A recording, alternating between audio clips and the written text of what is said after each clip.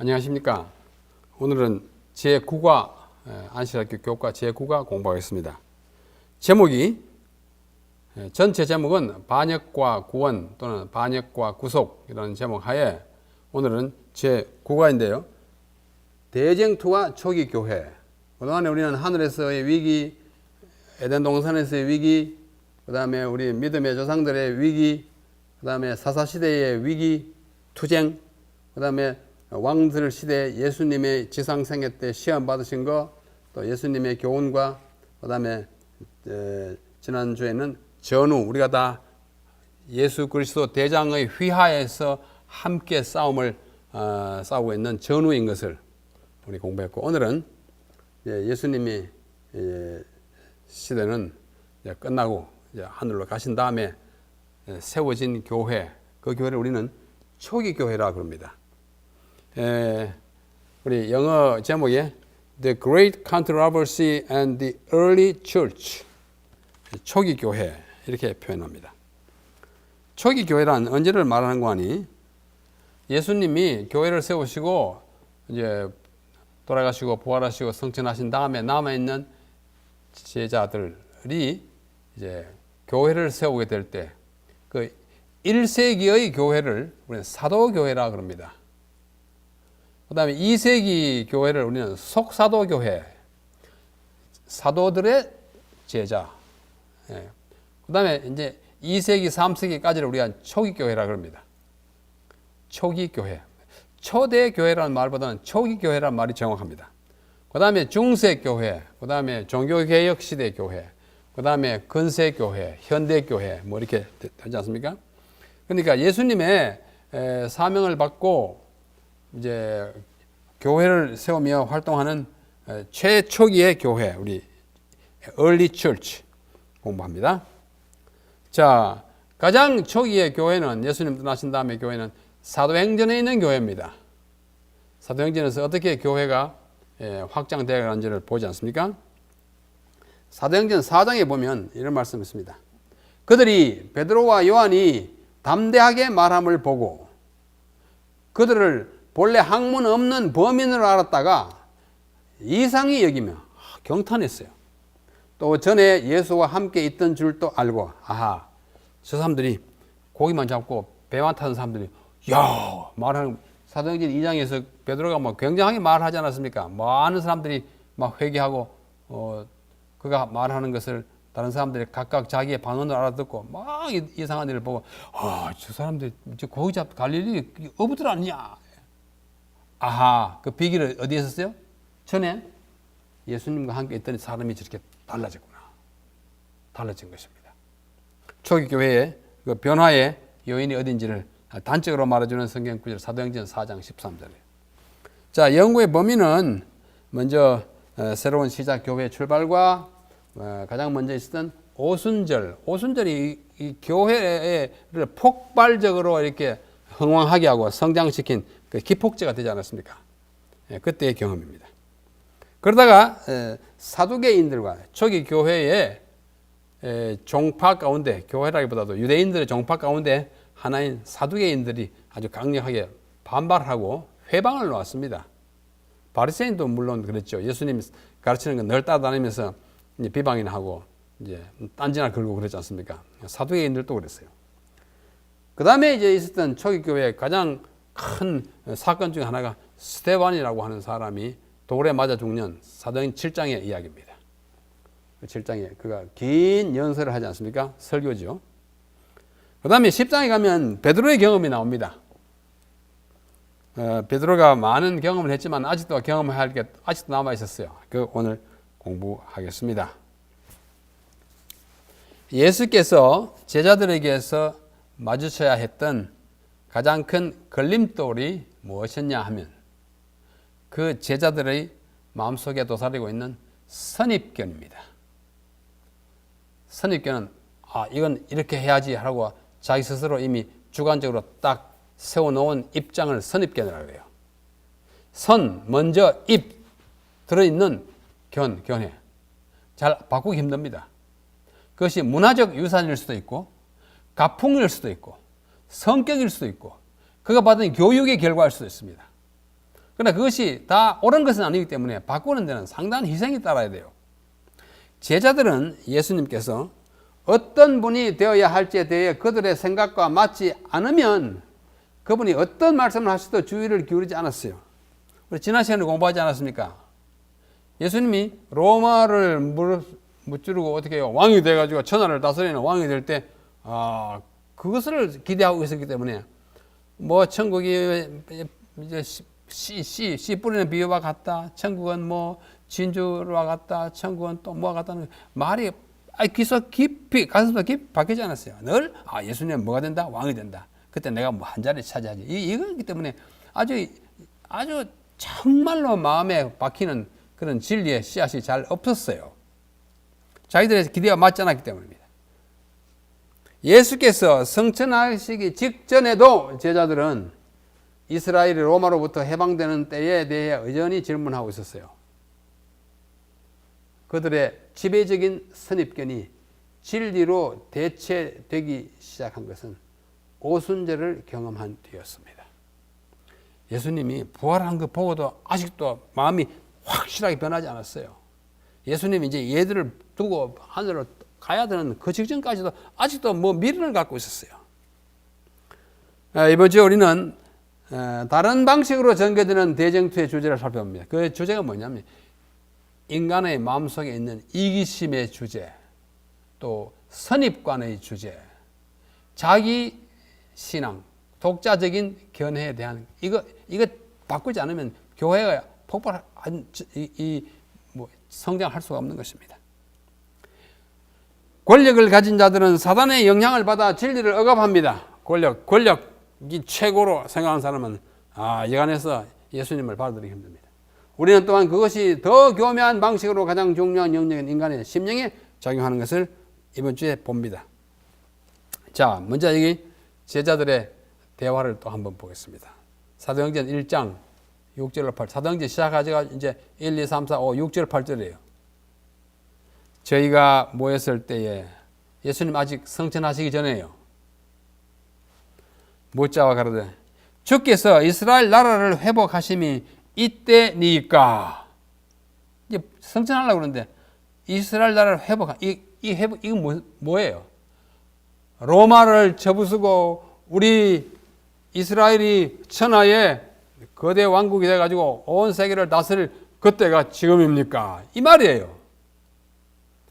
여러분, 지금 우리 생각하면 한심하지만 그 당시에 제자들이 그랬습니다. 그래 예수님은 그거 아니야. 뭐 그렇게 따뜻하다 하지 않으시고 대답을 참 크게 말씀하십니다. 잘 들으라. 때와 기한은 언제 이스라엘 나라가 이렇게 건립돼 가지고 할지 뭐 그런 거라든지 뭐 언제 무슨 일이 오고 하는 이 세상 어떤 것들은 아버지께서 자기의 권한에 두셨으니 너희의 알 바 아니여. 그거 알아봐자 소용없어. 알아봐봤자 또 너희들 실망해. 그 다음이 중요해요. 오직 성령이 너에게 임하시면 너희가 권능을 받고 예루살렘과 온 유대와 사마리아와 땅끝까지 이르러 내 증인이 되리라. 얼른 보면 예수님이 동문서답 하시는 것 같아요. 언제 이스라엘 대국이 건설됩니까? 그건 너 알 바 아니다.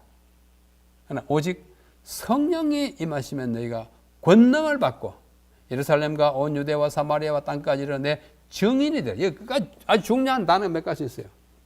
성령이 임하시고 권능을 받고 내 증인이 되리라. 어디로? 온 세계에. 예수께서 부활하신 뒤 40일 동안 제자들에게 부활에 관한 확신과 하나님의 나라에 대한 이해를 심어주셨어요. 이걸 어떤 사람이 말하기를 부활 후 세미나리라 그럽니다. Post Resurrection Seminary 이름도 잘 붙였죠. 이 40일 동안 인텐시브 코스로 굉장히 많은 가르쳤어요. 이제 곧 떠나야 하니까. 지난 3년 반 동안 가르친 거에 못지않게 집중적으로 가르쳤습니다. Post Resurrection, 부활 후 세미나리 신학교, 부활 후 신학교. 많은 걸 가르쳐. 그러나 예수께서 성천하시기 직전에 모여 있는 상황에서도 그들의 마음속에 떠오르는 최고의 관심사는 예수께서 로마를 정복하실 때가 이때니까 하는 거예요. 참 제자들 한심합니다. 이러한 제자들의 좀 무지몽매한 질문에 대하여 예수님께서는 모든 오해를 수정하느라고 시간을 허비하기보다는 실질적인 사안에 집중합니다. 정치적인 토론보다는 성령의 권능에 대하여 딱 선언하는 거예요. 우리 예수님에게 배울 거 참 이런 방법도 배울 것이 필요합니다. 그렇지 않고 따따따따 해봤자 그런가 어쩐가 이렇게 하는 시간 나가면 어떻게 곧 성천하실 시간인데, 예수께서 구름 속으로 올라가 종적을 사라지는 것을 본 뒤에 제자들은 그들 곁에 두 남자가 서 있는 것을 알아차렸다. 그들은 예수께서 다시 오시리라고 말했어요. 사도행전 1장에 두 남자가 서서 말하죠. 갈릴리 사람들아, 내가 어찌하여 서서 하늘을 쳐다보느냐 하면서 그분은 예수님은 오시리라고 말합니다. 정복의 왕으로 하늘의 영접을 받았던 것처럼 제자들이 이스라엘의 회복의 날에 대해 물었을 때 그들이 꿈꿨던 왕과 정복자의 모습으로 이제 그때 다시 오실 것이에요. 지금 아니에요. 온 나라를 다 평정하고 우주의 왕으로 오실 그때가 앞으로 올 것이라는 것을 가르치는 것입니다. 그러나 그 날은 그들의 상상을 훨씬 초월한 것입니다. 그 날의 모습은 이 땅의 어떤 건동 지방의 무슨 왕이 아니에요. 온 세상의 왕으로 그분이 오시는 것입니다. 그때에 사도행전 1장 14절 여자들과, 여러분 초기교회 여자들의 활동이 굉장히 큽니다. 보십시오. 여자들과 사도행전도 누가가 썼기 때문에 이렇게 참 잘 썼어요. 누가는 이방인인데 여자들의 존재를 참 많이, 여자들과 예수님의 어머니 마리아와 예수의 아우들과, 우리 아우라 했지만 실제로는 형이에요. 형들과 더불어 마음을 같이하여 오로지 기도에 힘쓰니라. 초기 교회 기도의 그 주역은 누구요? 여자들이에요. 여자들이에요. 예수의 어머니 마리아와 예수 함께 기도합니다. 이 사도행전 37페이지. 제자들은 사람들을 만나기에 적합하게 되도록, 그리고 매일의 교제에서 죄인들을 그리스도께 인도할 수 있는 말을 할 수 있도록 매우 열렬히 기도하였다. 뭘 위해서 기도했어요? 사람들을 만날 때 잘 만나게, 또 그들을 어떻게 해요? 그리스도께 전도를 잘 할 수 있는 방법을 위해서 기도했어요. 우리 기도해야 합니다. 불화와 최상권 누가 되겠냐? 늘 잡으려는 모든 욕망을 버리고 그들은 그리스도인 교제를 통하여 모두 친별해서 이제 유무상통 하나가 된 거예요. 그들은 하나님께 가까이, 더 가까이 나아갔으며 이러한 생활을 통하여 그들은 그리스도와 밀접한 교제를 할 수 있다는 것이 얼마나 큰 특권인지를 깨닫게 되었어요. 언제? 오순절에 성령의 감동을 받은 후에. 방금 했죠? 여자들과 예수님의 모친과 또 그 예수님의 어때요? 형들이 함께 기도하는 모습입니다. 성령이 비둘기 모습으로 이렇게 그림이니까 이렇게 참 아름다운 그림입니다. 예수님과 가족이 기도하는 장면입니다. 여기 오순절을 좀 더 자세히 이렇게 묘사합니다. 2장 5절로 12절. 그때에 경건한 유대인이 천하 각국으로부터 와서 예루살렘에 오고 하더니, 오순절이니까 다 모이는 때예요. 이 소리가 나며 큰 무리가 모여 각각 자기의 방언으로 제자들의 말하는 것을 듣고 소동하여 다 놀라 기히 여겨 이르되, 이상하다. 난 지금 우리말로 듣는다. 너는 나도 우리말로 듣는다. 이상하다 그거야. 말하는 사람 한 사람이고 통역은 없는데 각각 자기 말로 들어요. 보라, 이 말하는 사람이 다 갈릴리 사람이 아니냐. 우리가 어찌하여 우리가 각 사람이 난 곧 방언으로 듣게 되는 것이 어찌미냐. 우리는 메소포타미아 저기 바벨로니아, 유대와 갑바도기아 저기 터키예요. 갑바도기아 터키와 본도 터키, 아시아도 터키예요. 부르기아 밤빌리아 터키 남부예요. 리비아 아프리카 서부예요. 여러 지방 사는 사람들과 로마에서 저기 멀리로부터 온 나그네 곧 유대인과 유대교회에 들어온 사람들과 그레데인과 지중해에 있는 섬에서 왔어요. 아라비아인가 저 남동쪽에서 왔어요. 반도에서 왔어요. 우리가 다 그렇게 각기 다른 온 세상에서 왔는데 어찌하여 한 사람이 말하는데 우리가 다 똑같이 듣냐 이거예요. 우리가 다 우리의 각 방언으로 하나님의 큰 일을 말함을 듣는도다 하고 다 놀라며 의혹하여 서로가 그러되 이게 어떻게 된 거냐 이거예요. 놀라운 일이에요. 자, 성령이 불의 혀 같은 것이 팍 들어. 뭐 사람들이 다 놀랍니다. 참 아름다운 성령 강림 오순절의 모습입니다. 어떻게 해요? 불의 혀 같은 것이 각각 사람 머리 위에 떨어졌어요. 마치 불의 혀처럼 갈라지는 것들이 그들에게 보여 각 사람이 하나씩 임하여 있더니 하나씩 임하여 옵니다. 하나씩 임하여. 하나씩 임하는 것입니다. 예수님의 제자들은 열흘 동안 기도하면서 성경에 비추어 예수님과 나눴던 경험을 돌아보고 서로에 대한 동정과 용납의 정신을 나타냈으며 마침내 성령께서 진리를 각인시키도록 그들의 마음을 그분께 맡겼습니다.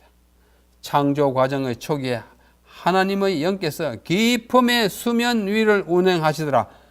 창세기 1장 2절이죠. 태초에 하나님이 천지를 창조하시니라. 그 다음 뭐예요? 땅이 공허하고 혼돈하며 흑암이 깊음 위에 있으며 하나님의 신은 수면에 운행하시더라. 그 광경처럼 태초에 창조 과정의 초기에 하나님의 영께서 깊음의 수면 위에 운행하셨던 것처럼 수면을 하나님의 영께서 하나님의 신이 수면에 운행했던 것처럼 이제 성령은 갈라진 불의 혀 모양으로 아까 그림 모양으로 각 제자 위에 머무셨다. 그것이 사도행전 2장이에요. 그것은 새로운 시작이자 새로운 창조였습니다. 새 출발이에요. 창조 때 하나님의 영이 수면에 운행하셔 감동을 느끼게 했던 것처럼 새로운 세계 교회의 출발에 성령께서 지금 역사해가지고 각 사람의 심령에 아주 깊은 감동을 주는 것입니다. 이 오순절 사건이에요. 오순절 사건. 오순절 사건은 바벨탑 사건을 리버설, 반전시키고 있는 것을 우리는 보게 됩니다. 그 결과도 오순절의 결과와 바벨탑의 결과는 정반대예요. 자, 한번 보겠습니다. 오순절은 바벨탑의 반전이야. 뒤집어놓는. 바벨탑 사건을 뒤집어놓는 것이 오순절 사건이에요. 그래서 바벨탑과 오순절의 대조를 봅니다. 대조는 서로 다른 것을 찾는 것이고 비교는 공통점을 찾는 것입니다. 뭐 꼭 엄격하게 구분하지 않지만 자, 바벨탑은 창세기 11장, 오순절은 사도행전 2장인데요. 첫째, 어떤 대조를 이루는 거니? 여기 바벨탑에서는 언어가 혼잡되었습니다. 11장 8절. 언어 혼잡돼가지고 작업을 중단할 수밖에 없어요. 말이 안 통해요. 오순절은 언어가 소통이 됐어요. 각기 다른 말을 하지만 소통이 다 됐어요. 참 이상했어요. 반대예요. 둘째는 사람들을 사방으로 흩어졌습니다. 바벨탑 후에 온 지면에 흩어져 살았지만 오순절은 사람들이 사방에서 왔어요. 아까 했죠? 동서남북에서 왔어요. 여기는 동서남북으로 흩어졌어요. 아주 큰 대조입니다. 여기는 우리의 이름을 내자 하고 바벨탑을 지었어요. 여기는 아니에요. 하나님의 위협을 선포하기 위해서 모인 것입니다. 정말 특별합니다. 여기는 불신과 오만의 정신이 가득했어요. 이거 어떻게 됐지? 막 서로 이상하게 생각했어요. 여기는 사랑과 연합의 정신으로 하나가 됩니다. 여기는 결과는 혼란과 불일치, 흩어짐이죠. 여기는 결과는 평화와 일치가 돼서 하나님의 큰 일을 이루는 이 바벨탑 사건과 오순절 사건은 서로 반전하는 것이라.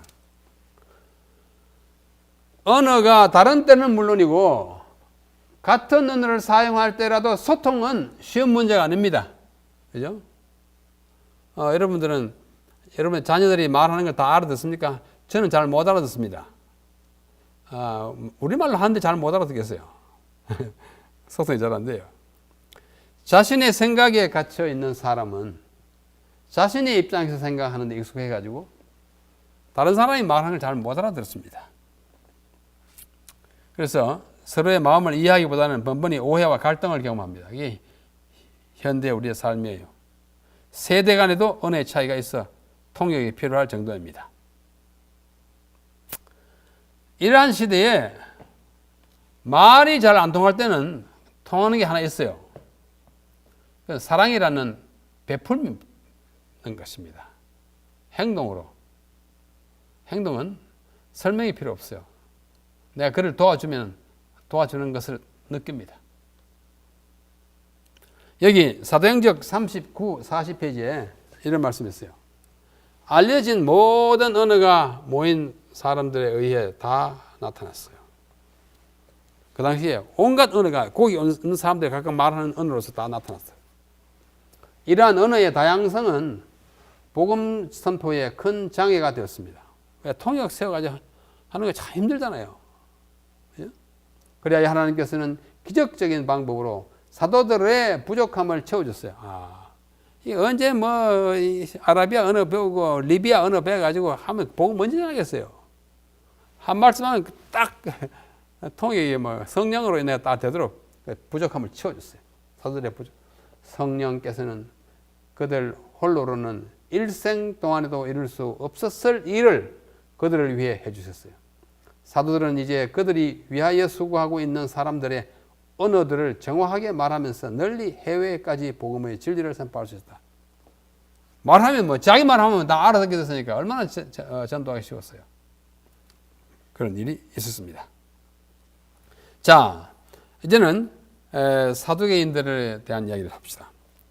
사도행전 4장에 보면 사도들이 백성에게 말할 때 제사장들과 성전 맡은 자와 그 다음에 사두개인들이 특별히 이르러 백성을 가르치는 것과 예수를 들어 죽은 자 가운데서 부활하신 도 전함을 싫어하여 부활하는 도를 전하는 걸 싫어해요. 이 사람들이.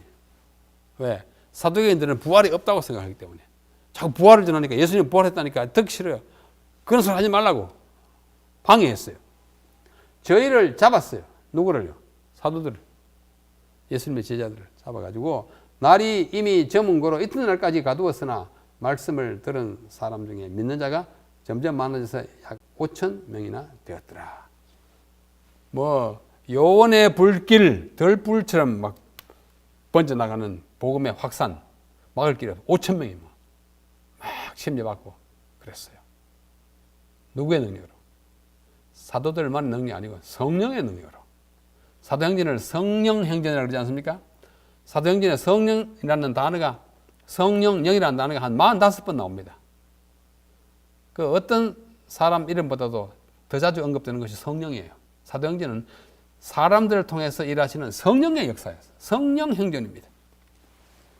자, 사도행전 78페이지. 사도들이 그리스도께서 죽은 자 가운데서 부활하셨다고 선포하자 부활을 믿지 않는 사두개인들은 만일 사도들이 부활한 구주를 전파하고 예수의 이름으로 이적을 행하도록 내버려 둔다면 부활이 없다는 그들의 교리가 모든 사람에게 거절당할 것이고 머지않아 사두개의 교파는 멸절되리라는 사실을 깨닫고 분노했어요. 이것을 이제는 가르치지 말라고 사도들을 잡았어요. 가두기도 하고 괴롭혔습니다. 사두개인들이 하는 일이었어요. 굉장히 큰 난관이었습니다. 자, 여기 예수님 당시에 초기 교회에 가장 큰 유대인 종파가 두 개 있었어요. 가장 큰 종파 두 개. 하나는 사두개인, 하나는 바리새인. 그 다음에 몇 개 더 있었어요. 에비온파가 있었고 또 무슨 파가 있었어요? 에세네파가 있었어요. 에세네파, 에비온파. 또 열성당원이라는 그건 종교라기보다도 이제 정치적인 반. 이렇게 4개 좀 있었는데 그 중에 제일 큰 종파가 성경에 언급된 것은 2개예요. 에세네파나 에비온파는 성경에 언급되지 않았습니다.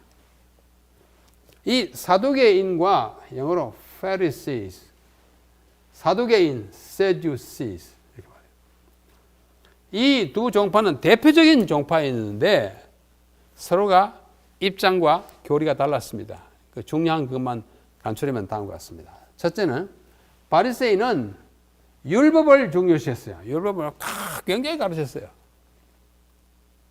굉장히 지식적으로 자부심이 많은 종파이고 사두개인들은 그보다는 성전에 와서 기도한다든지 성전을 중심으로 하는 것이었어요.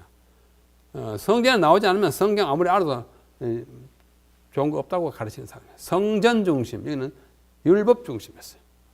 둘째는 율법 이외에 구전으로 내려오는 토라도 이 사람들이 인정했습니다.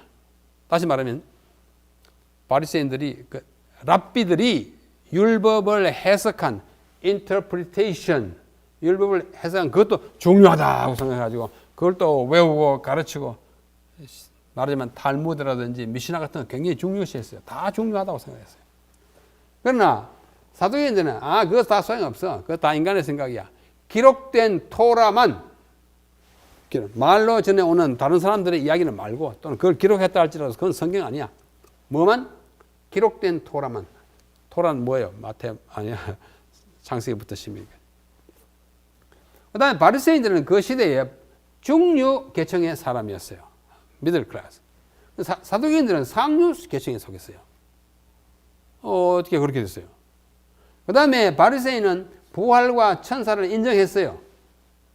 죽은 자의 부활과 천사들의 존재를 인정하고 성경에 있는 대로 했는데, 이 사두개인들은 부활과 천사를 부인했어요. 부활이 어디 있어? 사람이 죽으면 그뿐인데 천사가 뭐 봤냐? 이렇게 한 사람들이 있는데, 근데 예수님의 부활을 전하니까 이 사람들은 화가 덜 났는데 이 사람은 화가 났어요. 그래서 막 방해하는 것이 사도행전 4장의 이야기예요. 그 다음에 바리새인들은 내세를 믿고 있었어요. 이 사람들은 내세가 없어요. 부활이 없으니까 내세가 없죠. 아주 고약한 종파였습니다. 그 다음에 바리새인들은 유대 지도자들을 그 친구를 우리 신뢰할 수가 없어. 정치적인 지도자가 뭐야? 우리 종교적인 지도자가 최고야. 그들을 거절하는 데 비하여 이 사람들은 상류 계층의 사람이기 때문에 유대 지도자들을 지원했어요. 해가지고 자기에게 돌아오는 것을 많이 누렸습니다. 이런 바리새와 사두개인들의 차이를 잠깐 말씀드렸습니다. 자, 다시 사도행전 69페이지를 인용합니다. 우리는 불필요하게 우리의 길을 막는 그 어떤 것을 말하거나 행하지 말아야 합니다. 우리 참 지혜스럽게 해야 돼요. 우리와 신조를 달리하는 다른 종파, 교단, 가톨릭이라든지 다른 우리 개신교 종파에 대하여 불필요하게 다른 걸 강조할 필요가 없습니다. 우리는 우리에게 맡겨진 진리를 옹호하면서 그리스도의 이름으로 전진해야 하지, 묵묵히 그대로 살아가면서 전해야지, 이거 틀리고 이거 틀리고 그리고 이렇게 하는 것은 좋은 것이 아닙니다. 그러나 만일 사람들이 우리가 이 사업을 하는 것을 금지할 때에는 우리도 사도들처럼 어떻게 담대히 말을 해야 돼요. 담대히 말을 합니다. 하나님 앞에서 너희 말 듣는 것이 하나님 말씀 듣는 것보다 옳은가 판단하시오. 우리는 보고 들은 것을 말하지 않을 수 없다 하고 말할 수 있는 담력을 가질 필요가 있다는 것입니다. 불필요하게 자꾸 들쑤실 필요는 없지만은 일이 딱 전개돼가지고 우리가 다른 것을 알고 막 공격할 때는 당신은 판단하시오. 말씀의 기준이 여기 있다고 확실하게 말할 수 있어 하는 것입니다. 우리가 하나님의 교회로서 많은 방해를 받지 않습니까?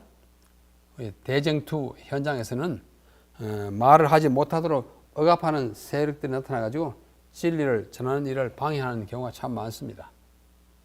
그때 좀 겸손하게 그러나 확고하게 우리의 입장을 말할 용기, 신념이 필요합니다.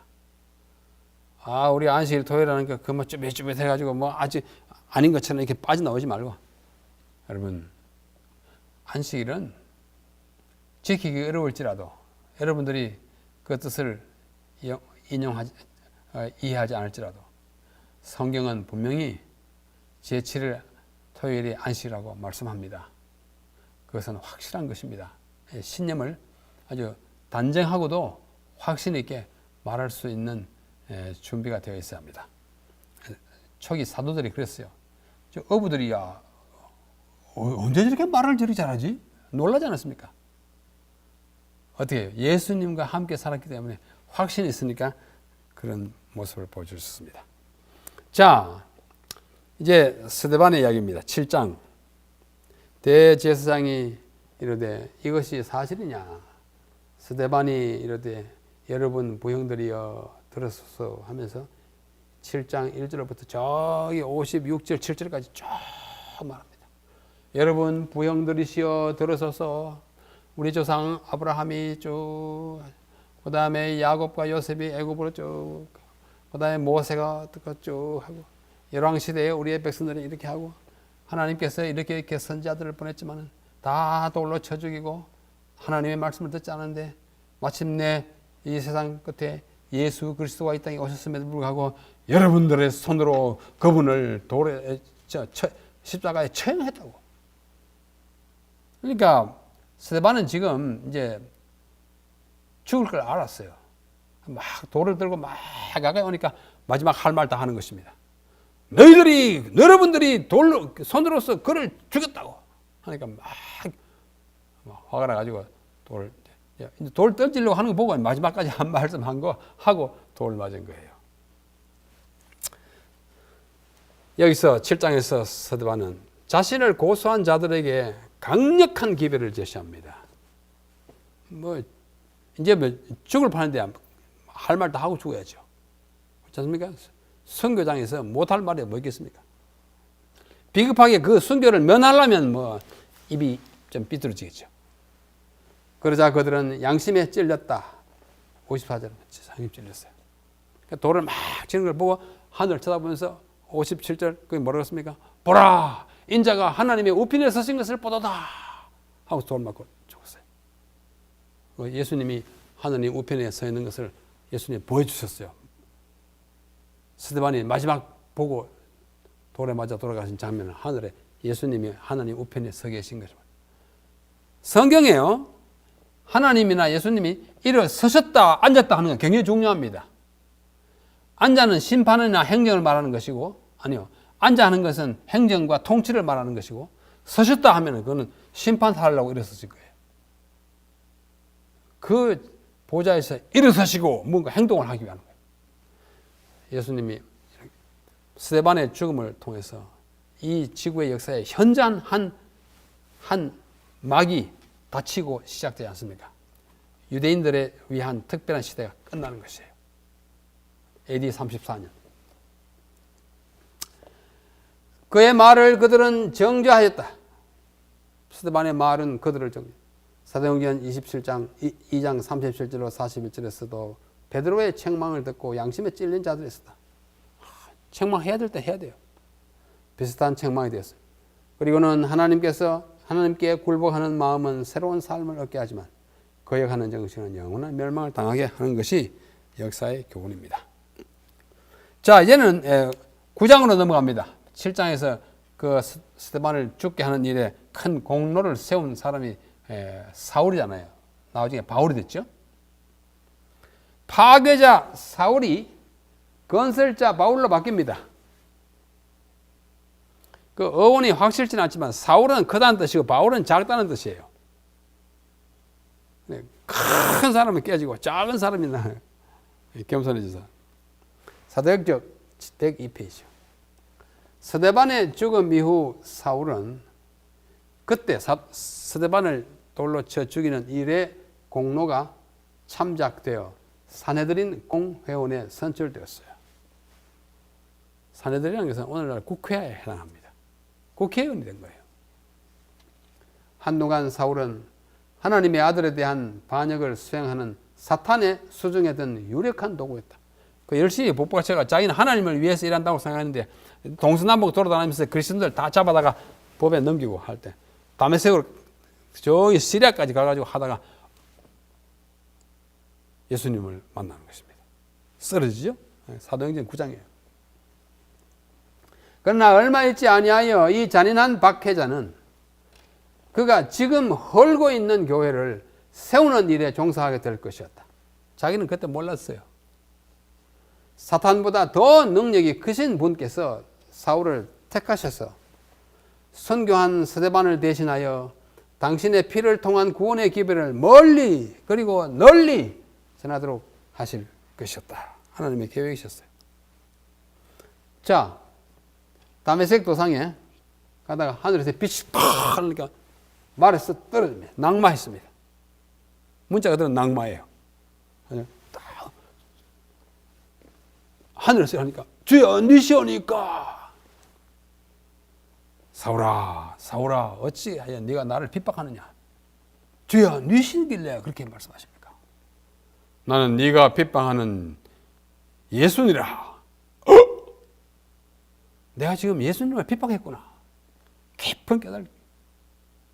그래가지고 눈을 못 보게 됐어요. 이 사람들 다 발들 다 놀라가지고 머리는 모자는 벗어지고 내가 저기 다메섹에 지금 다메섹 다 들어가다가 이제 입구에서 그랬어요. 제가 여기 한번 갔더니요, 바로 그 자리에다가 사도 바울이 예수님을 만난 일을 기념하는 기념교회를 아주 아늑하고 아름답게 지어놓은 것을 제가 보고 왔습니다. 참 좋은, 꼭 그 지점인지 뭐 어떻게 알겠습니까만 그 부근인 것은 확실해요. 그래서 거기서 예수님이 말씀합니다. 너 저기 들어가면 시내 가면 직가라고 하는 거리가 있는데 아나니아라고 하는 사람이 있을 테니까 너에게 앞으로 무슨 일을 할지를 가르쳐 주겠다. 그의 안수를 받고 하라고 명령해서 이제는 눈도 안 보이죠. 이제는 완전히 그만 초종이 돼가지고 동료들의 부축을 받고 이제 사흘 동안이나 못 봤어요. 사흘 동안 깜깜한 데 지났어요. 여기가 직가입니다. 이 직가에다 양쪽에다 시장 이제 건물을 세워가지고 직가, 곧은 직기는 곧을 직자입니다. 영어로 하면 straight street예요. straight street, street straight 이런 뜻입니다. 성경에 다 그렇게 되어 있어요. 이 직가는 그대로 있고 좌우에 상점을 차려가지고 이렇게 뭐랬어요? 시장통을 만들었습니다. 다메섹 직가의 오늘날의 모습입니다.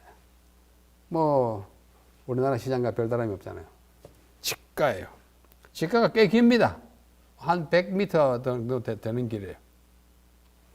그 직가 한쪽 편에 여기 교회 본부가 있어요. 그리스 또는 헬라 정교회 이 시리아 본부입니다. 여기 보면 Greek Orthodox Patriarch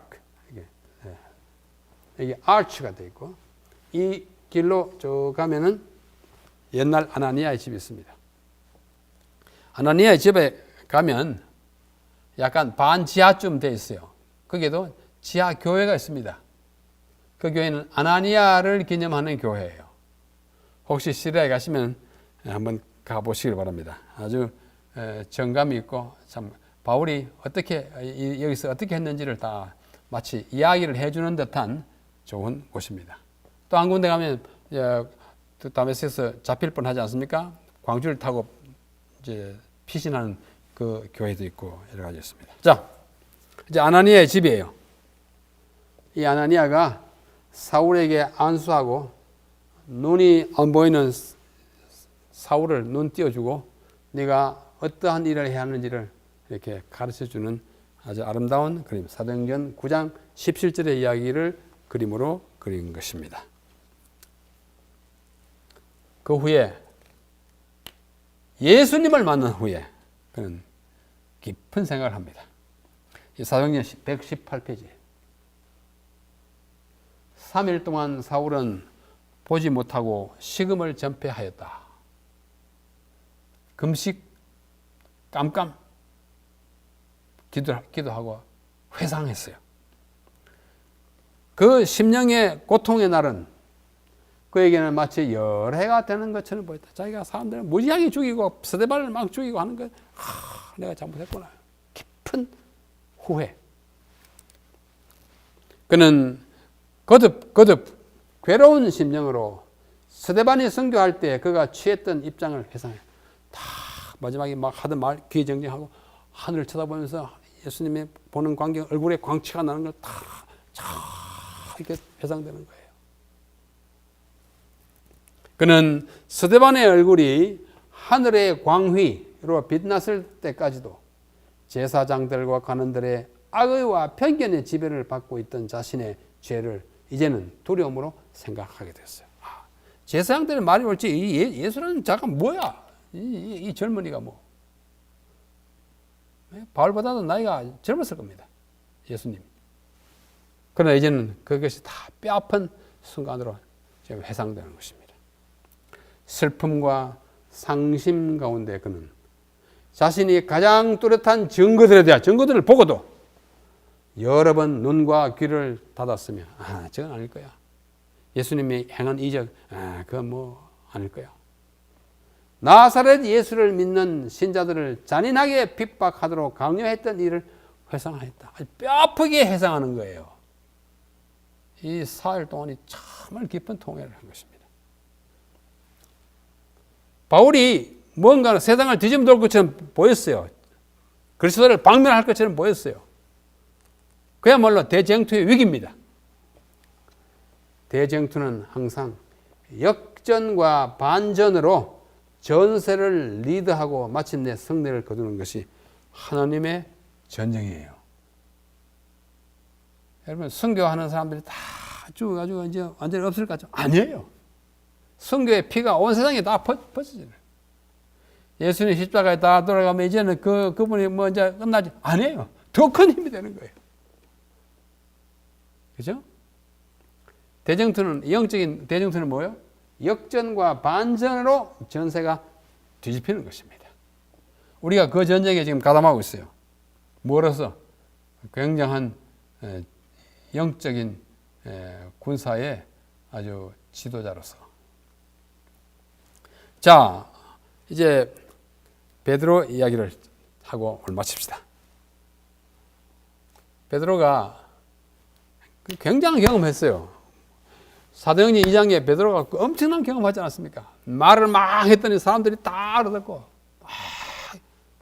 사람들이 막 잡을 수가 없었어요. 베드로가 뭐 너무나 막 당당하게 하니까. 그런데도 불구하고 아직도 그 속에 뭐예요? 버려야 할 게 아직 하나 있었어요. 그게 뭐예요? 편견. 편견 참 끈질깁니다. 자,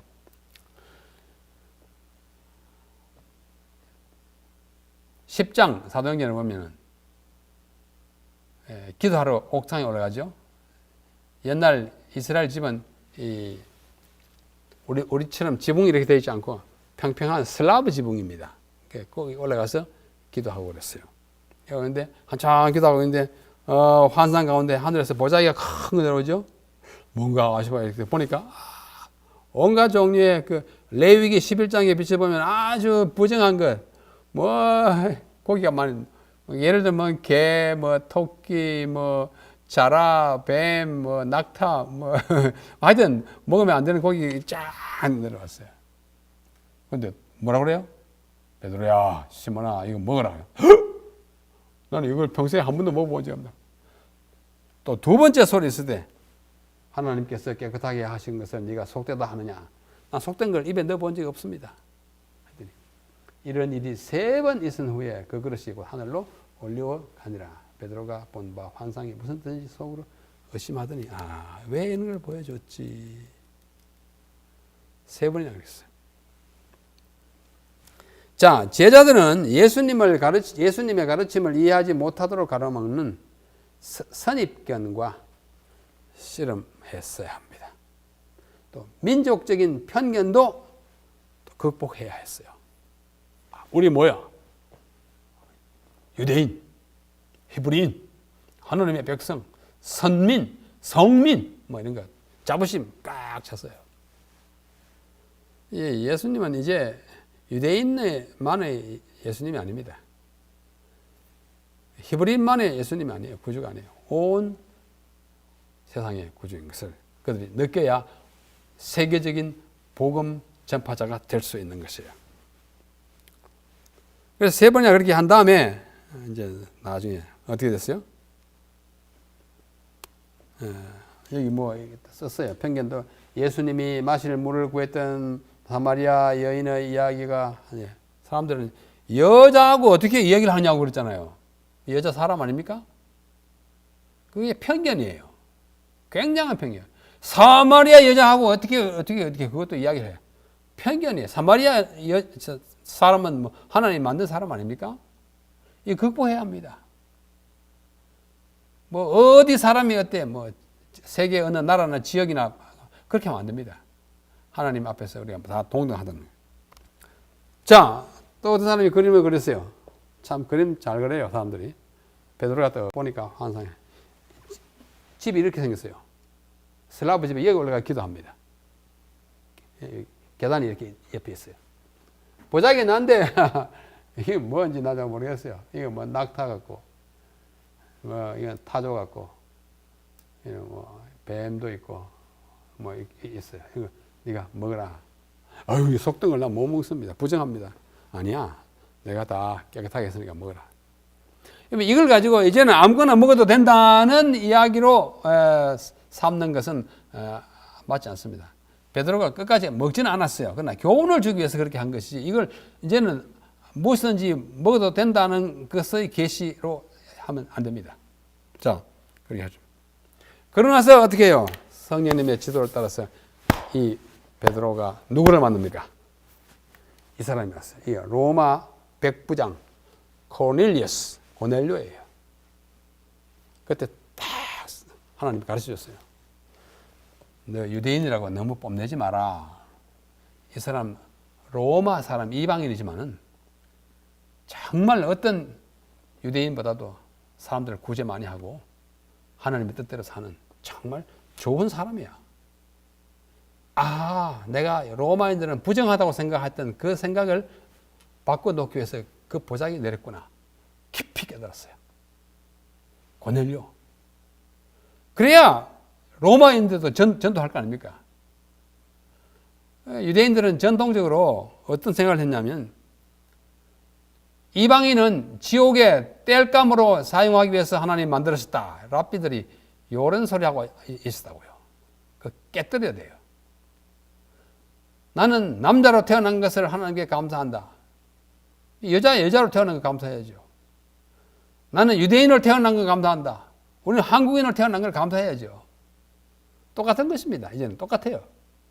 구약시대에 하나님의 구원의 계획을 온 세상에 전파하기 위해서 그 혈통을 유지시키기 위하여 할례도 행하게 하고 예수님 태어나기까지 족보도 있게 하고 했지만, 이제는 그거 다 소용없어요. 족보와 신화 다 집치우라고 바울이 말하지 않습니까? 이제는 할례도 그거 아니에요. 그죠? 온 세계에 복음을 전하기, 깨야 합니다. 선입견을 깨야 되고, 불필요한 민족 우월감을 깨야 되고, 불필요한 자고심을 깨야 합니다. 고넬료를 만나자 베드로는 그 이상 환상의 의미를 깨달을 수 있었다. 그리스도는 온 세상의 구주이세요. 유대인만의 구주가 아니에요. 이방인들도 그리스도께서 자신의 죽음을 통해 구원하려는 소중한 영혼들입니다. 10장에 다 이야기했어요.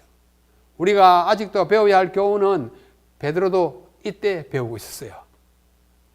예수님이 성신하신 다음에 오순절의 경험 후에 그리스도 안에서 모든 장벽은 무너져 내렸고, 유대인과 이방인 모든 백성 사이의 차별은 사라져야 했어요.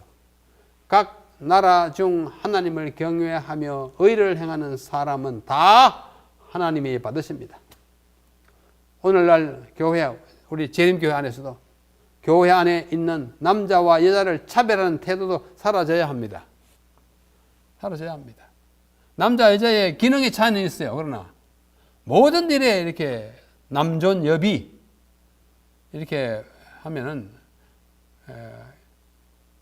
남자가 여성들에게 어떻게 전도 여성들이 하는 것만큼 꼭 다 잘 할 수 있겠습니까?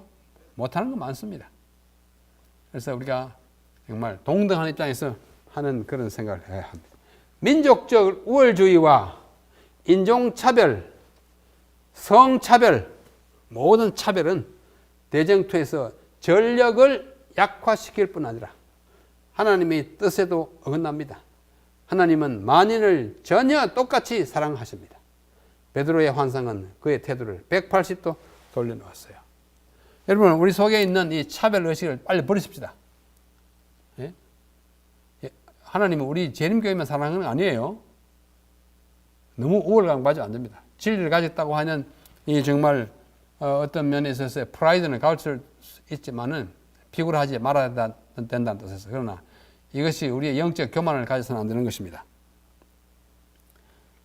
살아남는 이들 285페이지 오면 보자기에 담겨있던 여러 가지 살아있는 짐승과 베드로에게 그것을 잡아먹으라고 한 명령과 하나님께서 정결하게 하신 것을 부정하다고 하지 말라고 한 것은 단지 이방인들의 진정한 입장을 베드로에게 깨우친 것이었으며 그리스도의 죽으심으로 말미암아 이방 사람들도 하나님의 이스라엘과 함께 후사가 된 것을 알리는 예정이었어요. 그 계시는 베드로에게 책망과 교훈을 줬어요. 모든 차별 없었습니다. 뭐 학교 많이 다닌 사람만 천국 가는 거 아니잖아요. 돈 많은 사람만 천국 가는 거 아니잖아요. 얼굴이 예쁜 사람만 천국 가는 거 아니에요. 남자만 천국 가는 거 아니에요. 백인만 가는 것도 아니에요. 우리 다 모든 차별을 없애야 합니다. 그래야 복음이 속히 전파될 수 있습니다. 자, 마지막으로 이야기 우리 교과에 나오죠. 피오도르 도스토옙스키, 러시아의 아주 유명한 19세기 작가예요. 그가 많은 걸 뭐 죄와 벌 썼고 도스토옙스키. 그다음에 아주 큰 작품 중에 하나가 뭐냐면 카라마조프가의 형제들. 우리 이 교재에 다 이야기 나옵니다. 그걸 제가 좀 자세히 말씀드리는 것뿐이에요. 그 보면 이제 이런 이야기가 쭉 나오는데 이 카라마조프가의 형제들이라고 하는 책 가운데에 아주 대신문관이라는 그 챕터가 나와요. 이 이야기는 이반이라고 하는 사람이 알료샤에게 하는 비유의 이야기 가운데 이 이야기가 포함되어 있어요. 그 이야기에서 대신문관이라고 하는 그 장에서 그 이야기, 예수께서 종교재판 시대에 지구로 오십니다. 이 비유 이야기예요. 와가지고 저기 스페인의 세빌리아라고 하는 그 마을에 가서 여러 가지 기적을 행해요. 종교재판 시대, 중세 그 암흑 시대 같은 그때 딱 와가지고 막 얘기하니까 사람들이 이분이 성경에 나타난 예수님이구나 하는 알아보고 칭송을 막 합니다. 그러나 그분은 그 당시에 종교재판 지도자들에 의하여 체포돼 가지고 바로 그 다음날 화형에 처해진다는 선고를 받습니다. 선고를 받고 나서 내일이면 이제 화형에 처해지는데 그날 밤에 감옥소에 있는 예수님에게 그날 밤 화형에 있었는데 대신문관이 감방으로 예수님을 찾아와 가지고 당신 이 기적 같은 거 행하지 마시오. 이제는 교회가 당신을 필요로 하지 않습니다. 교회가 더 이상 그분을 필요하지 않는다고 말합니다. 이야기의 주된 부분은 이 대신문관이 예수님에게 그분의 재림이 교회의 사명을 방해한다고 말하는데 할애되고 있어요. 당신은 다시 올 필요도 없고 당신은 뭐 이제 이야기할 필요도 없고 하면 쭉 아주 오랜 시간 이야기하는 것이 쭉 나열되어 있습니다. 이 대신문관은 예수님에게 사탄이 광야에서 예수님을 시험한 3가지 질문을 언급하면서 예수께서 자유를 선호하심으로써 사탄의 유혹을 다 물리치셨다고 말합니다. 마귀가 이렇게 할 때 자유 이야기하면서 하나님께 경배하라, 시험하지 말라 이런 거 마귀의 억지로 하려고 하는 것 자유의 선택으로 그것을 물리쳤는 것 했다 그런 이야기 다 합니다. 그러나 대신문관은 이렇게 말합니다. 예수님께서 인간의 본성을 잘못 판단하셨습니다. 그렇게 말합니다. 왜 그 자유를 자꾸 그렇게 강조해가지고 그렇게 하냐고. 당신 잘못했다고. 인간을 위해서 잘못했다고. 그렇게 말해요. 그는 거의 모든 인간은 예수께서 주신 자유를 잘 활용하지 못한다고 말하면서 그 자유를 남용 또는 오용함으로 그들이 결국은 멸망을 받게 됐다까지 말하는 것입니다. 대신문관의 생각으로는 예수께서 인간에게 선택의 자유를 주심으로써 대부분의 인류가 구원을 못 받게 되었습니다. 오히려 그로 인하여 자유를 줌으로 인하여 고난을 받게 자유를 아무거나 먹고 아무거나 하고 싶은 데 다 하니까 뭐가 와요? 고난이 오잖아요. 고난을 받게 되었다고 말합니다. 인간은 자유를 오용함으로 멸망하게 되었다고 막 얘기합니다. 이 이야기를 오늘 교과 끝에다 인용한 이 교과 책 저자의 의도는 분명합니다. 뭐예요? 인간이 자유를 잘못 활용하고 있다는 것입니다. 진짜 하나님은 우리의 자유를 구속하지 않고 못하십니다. 아담이 선악과 먹으려고 할 때 먹게 뒀잖아요. 억지로 못해요. 여러분이 방종하려고 하면 억지로 못해요. 멱살을 잡고 틀어오지 못합니다. 억지로 나와서 군대 와서 복무해. 그러지 못합니다. 억지로 와서 사도가 돼야 돼. 해봤자 소용도 없어요. 뭐냐? 우리에게 주어진 자유를 소중히 생각하고 자유롭기 때문에 그 자유를 통해서 내가 자원하는 사람이 되어야 합니다. 마르틴 루터는 아주 위대한 발언을 했습니다. 뭐냐면 나는 예수 그리스도의 종이 될 자유가 있다. 그 말 잘 새겨보시길 바랍니다. 나는 그리스도의 종이 될 자유가 있다. 영어로 표현하면 I am free to be the slave of Jesus Christ. 종이 되는 게 뭐가 자유겠어요? 그러나 내가 자원해서 그리스도의 종이 된다 이거예요. 그게 그리스도의 군사가 되는 사람의 특징이고 교회 하나님의 대쟁투 하나님의 편에 선 사람들의 자원해서 가네요. 그걸 오용해가지고 멸망반대 쓰지 말고. 자, 오늘 이렇게 함으로써 우리가 제 9가를 마칩니다. 우리 초기에 제가 보여드렸죠? 망원경으로서 이 거대한 우주의 대쟁투를 보면서 또 각자의 심중에 일어나고 있는 작은 대쟁투, 사람과 사람 사이, 제자와 제자 사이, 우리 전우들 사이에서 일어난 것들. 이 초기 교회에 일어났던 베드로 속에서의 투쟁, 그죠? 투쟁이 있었어요. 사울 속에 있었던 투쟁, 이게 다 보고 우리는 이 두 망원경과 현명을 고려보면서 우주의 정투와 심중의 대쟁투를 조화시켜서 어떤 선택을 해가지고 이겨야 될지 한번 생각하는 것. 이것이 오늘의 교과책의 교훈이 아닌가 생각합니다. 열심히 공부하시고 잘 가르치시고 또 생활에 적용했다가 우리 다음 주에 다시 만나서 공부하겠습니다. 안녕히 계십시오.